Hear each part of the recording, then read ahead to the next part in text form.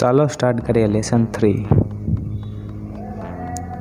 આ વેબસાઇટ ઉપર જઈને એક પેરેગ્રાફ કોપી કરી લ્યો અને અહીંયા પેસ્ટ કરી દો। હવે આપણે લગાવશું પી ટેગ, જે આગલા લેસનમાં શીખવાડ્યો હતો।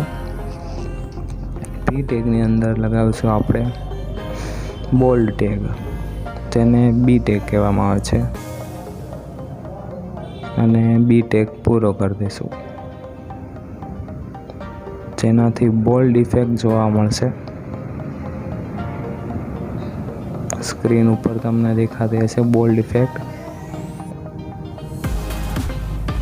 એવી જ રીતે સ્ટ્રોંગ ટેગ આવશે, જે બી ટેગની રીતે જ કામ કરશે।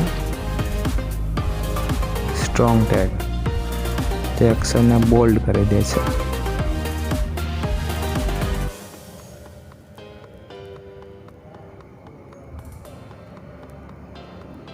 હવે નીચેના ફકરાને પી ટેગ વડે ફકરો પાડી લઈએ આપણે।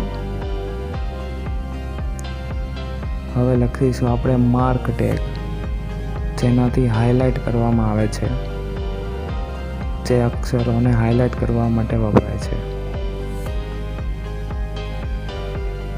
રિઝલ્ટ જોઈ લો, જે માર્ક કરેલું છે। હવે આપણે લખીશું ઇટાલિક ટેગ, અક્ષરને ઇટાલિક સ્ટાઇલમાં બદલવા માટે ઇટાલિક આઈ ટેગ વપરાય છે, બોલ્ડ ઇટાલિક।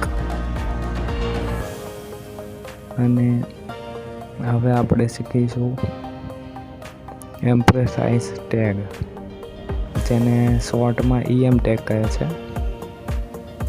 EM ટેગનું કાર્ય ઇટાલિક ટેગ જેવું જ છે, જે અક્ષરને ઇટાલિક કરે છે।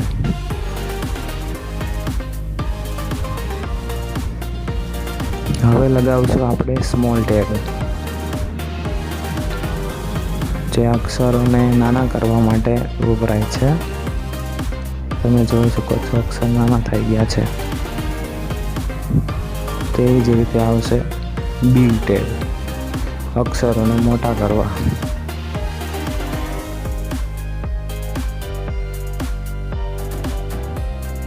તો હવે કરી દો પ્રેક્ટિસ ચાલુ, અને મળીએ નવા વિડીયોમાં।